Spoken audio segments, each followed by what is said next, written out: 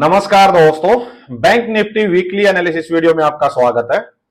Bank Nifty का हम weekly time frame फिर डेली टाइम फ्रेम पे क्या व्यू बन रहा है, मार्केट में क्या ट्रेंड चल रहा है और कैसे इसको फॉर कमिंग वीक हम कैसे अपने ट्रेड प्लान करने चाहिए उसी हिसाब से हम इसको एक बार एनालिसिस करते हैं इसका।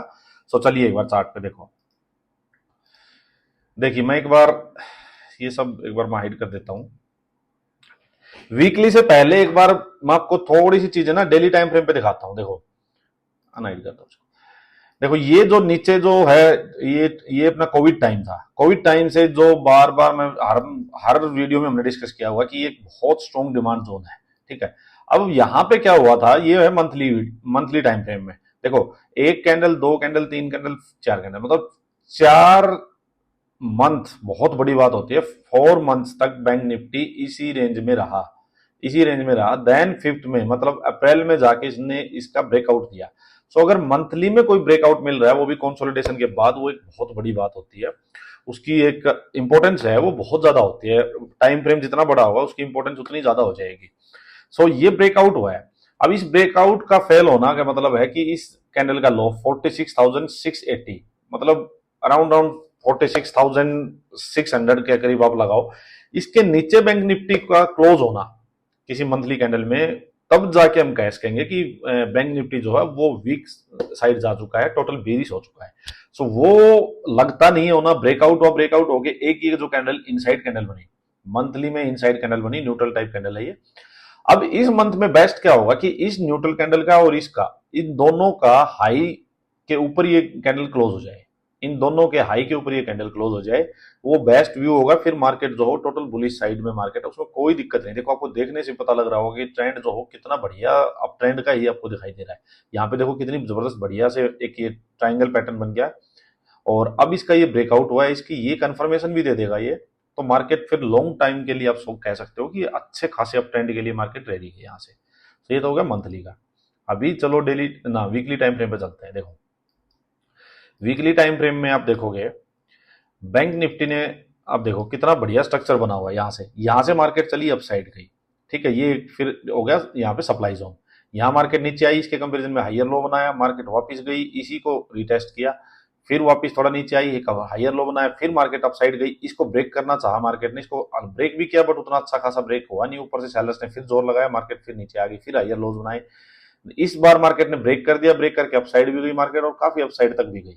तो क्या है कि ये अपसाइड जाना बनता भी था कि इतनी बार मार्केट, एक जो सप्लाई जोन था, यहाँ कितने लोगों के स्टॉप लॉस होंगे, बहुत हैवी क्वांटिटी में यहाँ से यहाँ पे ऑर्डर्स लगे होंगे सेलर्स के, कॉल सेलर्स के, वो सब यहाँ पे उनके स्टॉप लॉस ही जुड़े हैं। सो उससे मार्केट में जबरदस्त एक बाइंग साइड का ट्रेड हुआ था और अपसाइड काफी गया। तो देखिए डाउन साइड भी आना ही था। अगर एकदम से इतना जबरदस्त गया है तो ये नीचे आना भी था।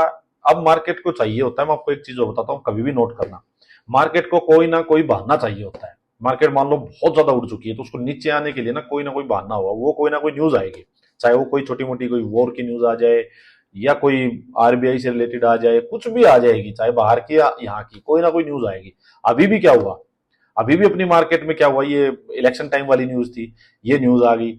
सो मार्केट ने एडजस्ट कर लिया आप सबको। अब यहां से इसका ब्रेकआउट हुआ, ब्रेकआउट करके मार्केट इसके ऊपर खड़ी हुई है। अब देखो कितना यहां से कितना जबरदस्त ये एग्रेसिवली यहां से बाइंग हुई है, मार्केट अपसाइड गई है। अब व्यू क्या बन रहा है कि ये ब्रेकआउट तो हो गया, अच्छे खासे ये अपसाइड भी खड़ी है। अगर ये कैंडल जो है ये इसके ऊपर ही इसने क्लोज भी कर दिया, देखो इसके क्लोज ऊपर गया, इसके ऊपर किया, ये ऊपर से रेड है, ये मत देखो, ये एक हैमर कैंडल ही काउंट होगी, ये बुलिश कैंडल ही काउंट होगी। ये अपसाइड से इसको मत देखो, ये एक बुलिश कैंडल है और इन इन सारी कैंडल्स के ऊपर ही इनकी क्लोजिंग है। सबसे बढ़िया बात ये है। अब क्या है कि ब्रेकआउट हो गया तो मार्केट तो ओवरऑल है अप ट्रेंड में, सिंपल बात है। अब देखो बट होगा क्या, अब ये जो खुद एक कैंडल जो है ये 5000 पॉइंट्स की है। अब मार्केट को बहुत जोर लगेगा इस कैंडल को निकालने के लिए।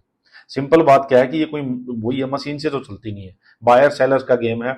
अब बायर्स को इसके ऊपर ले जाने में बहुत जोर लगेगा और इसके नीचे ले जाने में बहुत जोर लगेगा। तो मार्केट अब व्यू क्या है, एक व्यू तो ये बनता है कि जब इतनी बड़ी movement up side down side दोनों साइड हो चुकी है तो मार्केट कुछ दिन हो सकता है इसके इधर ही मार्केट घूमती रहे। बड़े टाइम फ्रेम के अकॉर्डिंग बता रहा हूँ, मार्केट साइडवेज चली जाए। साइडवेज जाना भी इसलिए जरूरी है कि इतना बड़ा मुंह तो आ चुका, अब एक और इतना बड़ा मुंह नहीं आ सकता जो कि इसका हाई निकाल दे सीधा। अब इसके लिए मार्केट को यहाँ बेस बनाना पड़ेगा। यहाँ पे कंसोलिडेशन हो, रेंज बनानी पड़ेगी, काफी दिन कंसोलिडेशन होके एक रेंज बन जाएगी, तब धीरे से उस रेंज का ब्रेकआउट जिस दिन होगा ना उस टाइम एक फास्ट मूवमेंट फिर से आएगी। सो ये सिंपल इसके पीछे की साइकोलॉजी है। अब बेस्ट क्या है कि मार्केट जब भी इसके आसपास आएगी 48,500, ये काफी अच्छा स्ट्रॉन्ग बेस बन गया अब यहाँ पे, ये एक डिमांड जोन है बहुत स्ट्रॉन्ग, जब भी मार्केट इसके आसपास आएगी यहाँ से अच्छी खासी बाइंग आ सकती है। So market overall up trend में है, ये हमें क्लियर कट पता लग रहा है यहां से। बट अब हम जो लोग पोजिशनल ट्रेड करते हैं मान लो, उनका व्यू क्या होना चाहिए, वो यहां से ना कोई भी पोजिशनल ट्रेड लेके नहीं जा सकते अभी, ना तो वो अपसाइड का ट्रेड लेके बैठ सकते हैं, ना कोई डाउन साइड का व्यू लेके बैठ सकते हैं।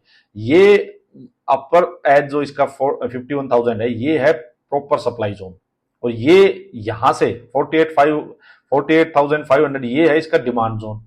अगर मार्केट और नीचे आती है तो फिर एक डिमांड जोन ये है, तो ये डिमांड जोन के नियर बाई आप एग्रेसिव बाइंग करके बैठ सकते हो। बट अब इन बिटवीन जो हो यहाँ पे आप एग्रेसिवली ना बाइंग कर सकते ना सेलिंग करते, तो व्यू क्या होना चाहिए अभी, व्यू मार्केट में ये होना चाहिए। अब आप जब डेली में ट्रेड करोगे, इंट्राडे में ट्रेड करोगे, तो आप पोजिशनल ट्रेड मत लेके जाओ।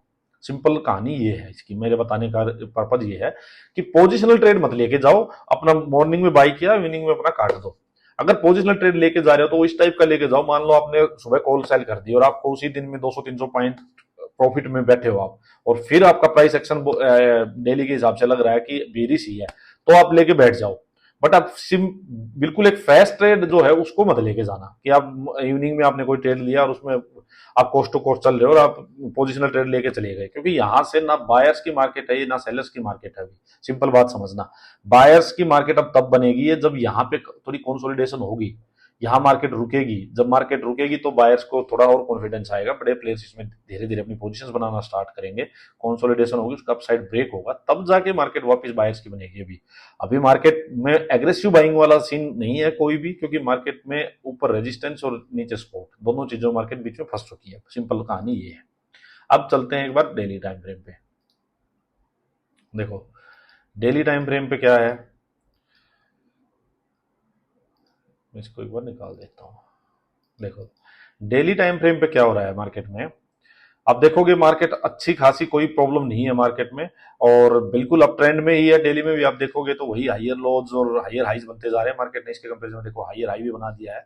सो बट अब चीज क्या है ना कि यहां से मार्केट चल के आप देखोगे पिछले सिर्फ और सिर्फ आप देखोगे ये 3 दिन हुए हैं, देखो मार्केट ने 3800 पॉइंट्स, मतलब 3800 पॉइंट्स मार्केट अपसाइड है 3 दिन में, 1 2 3 3 दिन में मार्केट इतनी ज्यादा अपसाइड जा चुकी है। तो आप सिंपल सी बात एक समझना कि इतनी अपसाइड जाने के बाद लोग प्रॉफिट बुक करेंगे। आप खुद होते तो क्या करते, आप प्रॉफिट बुक करके बैठते, तो प्रॉफिट बुकिंग भी होगी। दो चीजें होंगी, या तो बायर्स बहुत ज्यादा एग्रेसिव हो, अगर आप खुद पोजीशन बनाए बैठे तो आप सोचो, आपका व्यू है कि यार यहाँ मार्केट तो यहीं तक जाएगी, मैं यहीं प्रॉफिट बुक करूंगा, और मेरे को पता है उसमें कुछ भी फैक्टर्स हो सकते हैं।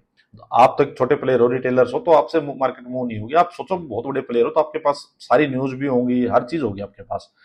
तो अगर आप बहुत ज्यादा एग्रेसिव हो तो आप इसमें यहीं पे कंसोलिडेशन होगी, इसका अपसाइड ब्रेक हो जाएगा।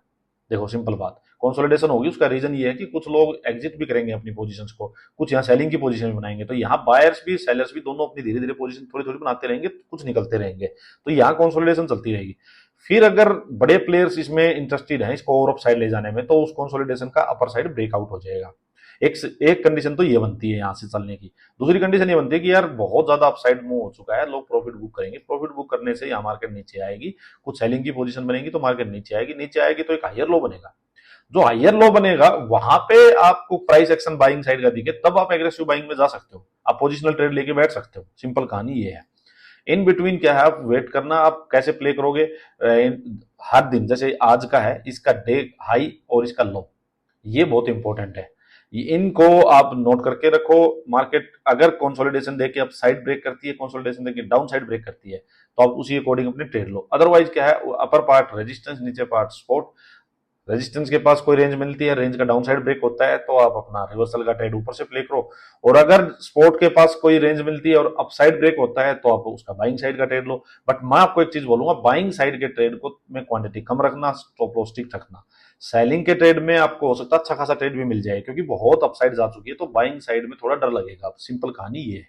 आप ये सिंपल इसको अगर एक इक्विटी समझ लो कि कोई शेयर आपने यहां से लिया था, 100 रुपए में कोई कुछ खरीदा था, और ये यहां तक 3 दिन में आपका 150 रुपए हो चुका है, तो आपको डर लगेगा कि यार ये कभी भी नीचे आ सकता है, तो आप क्या करते हो, प्रॉफिट बुक करके भागते हो उसमें। सिंपल कहानी है या नहीं, आप खुद सोच लेना ये बात। तो वही हाल अब यहाँ पे है। तो अगर इसका लो ब्रेक होता है, थोड़ी देर रुक के ब्रेक करती है, तो एक अच्छा खासा सेलिंग का ट्रेड आपको मिल सकता है, ये ध्यान रखना। तो इस मेंटेलिटी से आप मार्केट को लेके चलो, ओवरऑल मार्केट में कोई दिक्कत नहीं लगती, मार्केट बहुत अच्छे एक बुल रन के लिए तैयार होती हुई लग रही है। सो साइकोलॉजी को, अच्छा एक चीज मैं आपको और बोलूंगा कि आप ना अपनी साइकोलॉजी को बिल्ड करो। आप देखते हो मेरे ट्रेड में कोई भी एक सिंगल भी मैं इंडिकेटर वगैरह कुछ यूज नहीं करता, सिर्फ सारा गेम साइकोलॉजी का आपका और मार्केट की चाल पकड़ने का, कि घोड़ा कितना भाग चुका है, कहाँ बायर्स बैठे हैं, कहाँ सेलर्स बैठे हैं, बार बार ये चीजें मैं आपको बोलता हूँ। तो साइकोलॉजी बिल्ड करो, क्वांटिटी कम रखो, प्रॉफिट को देखो मत, सिर्फ अपने लॉस मिनिमम रखो, लॉस को स्ट्रिक्ट रखो बिल्कुल, कि स्टॉप लॉस यहाँ है तो यही है, उसको काट दो। अब प्रॉफिट कमाने की सोचो ही मत स्टार्टिंग के 6 महीना, अब देखना आपकी कितनी ट्रेडिंग इंप्रूव हो जाएगी। तो चलिए आज के लिए इतना ही दोस्तों, थैंक यू।